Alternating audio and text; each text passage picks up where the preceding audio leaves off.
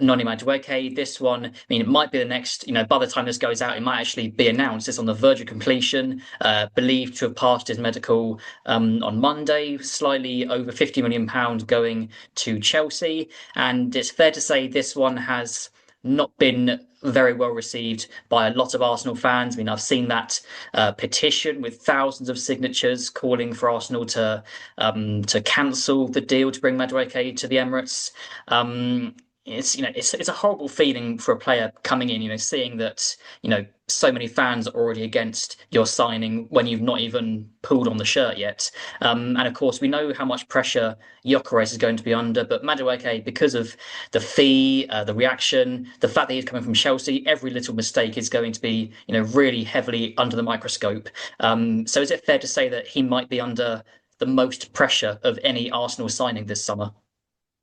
Yeah, I think so, but you're going to have broad shoulders. Kai Havertz was under that sort of pressure when he arrived. Lots of, real negative thoughts about him. Aaron Ramsdale was a few years ago as well. Aaron Ramsdale, what he faced when he arrived was brutal. He's talked about that, death threats from Arsenal fans saying, "Don't you dare join." And yes, he wasn't joining for a similar fee as Madueke did, but he still had to go through that, and he did it, and he handled it. So it's awful, it's horrible to see what Madueke is going through. I've spoken about this potential deal. I'm not the biggest fan of it, but you know, to go as far as some are, I don't really understand the sort of thinking behind that. But if Arsenal want him and they're desperate to get him, then you've got to support him when he's in the red and white, in my view. And Arteta really does want him. He's pushing this deal from what I understand. He really does believe, and Arsenal do believe, that the fee that they're paying for Madueke, that in a couple of years' time is going to look like an absolutely brilliant deal. They think his value is going to soar at Arsenal. They think in the environment that he's in at Arsenal,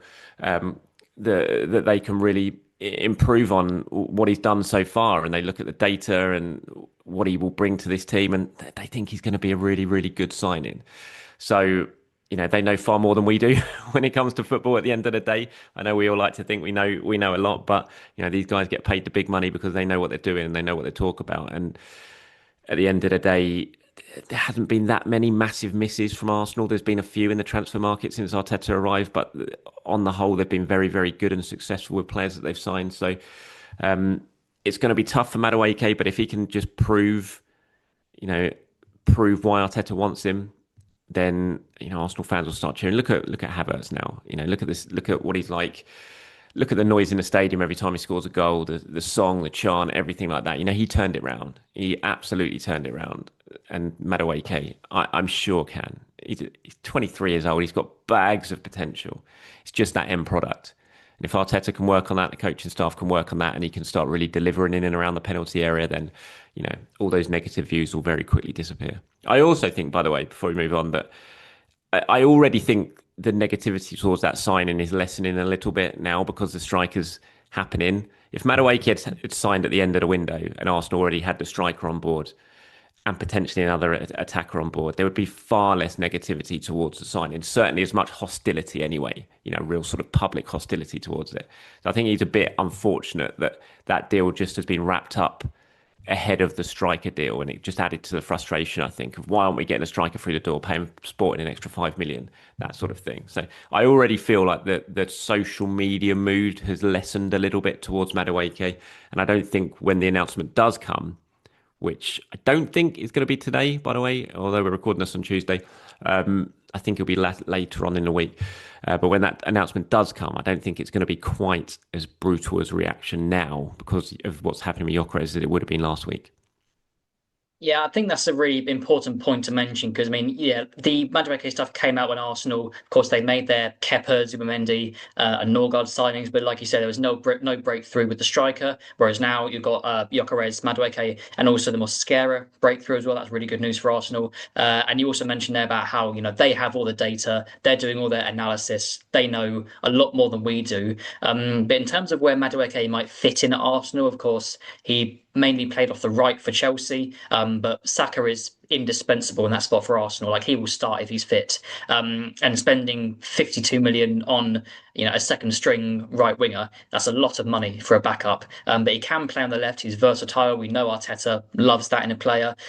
So for the money that Arsenal are paying for Madueke, even if they do bring in Eberechi Eze later in the summer. For the money that they're paying, does Madueke have to be a regular starter on that left-hand side for you? No, no, not at all. I think he will be a regular starter. From what I understand, he is coming in not, they don't see him as backup at all. They see him as proper competition for Bukayo Saka. Look, as you said, when Saka's fit, he's going to play more often than not. But, Arsenal ran Saka into the ground for the last couple of years, and look what happened to him last season. So this is a chance now to have proper competition and not have a massive, massive drop off. Basically last season it was Sterling. It was supposed to be Sterling. It ended up being one area because Sterling was just, well, not very good. And so this is going to be a massive improvement on that. And Arsenal want two players, genuine starters in every single position. That's the idea. That's what they're building towards in the squad. And with Madueke coming in, they think they're going to have that certainly on the right hand side, but he will play on the left at times as well. So he will play a lot of games. He's not coming in purely as backup from what I understand.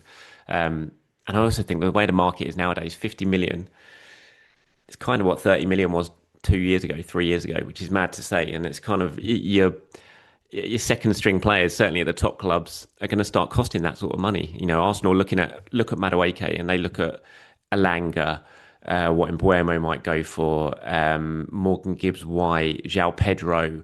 The fees that clubs have paid for these players or are looking to pay for these players this summer, and they look at Madueke as 48 million. They think they've got a good deal. They really do.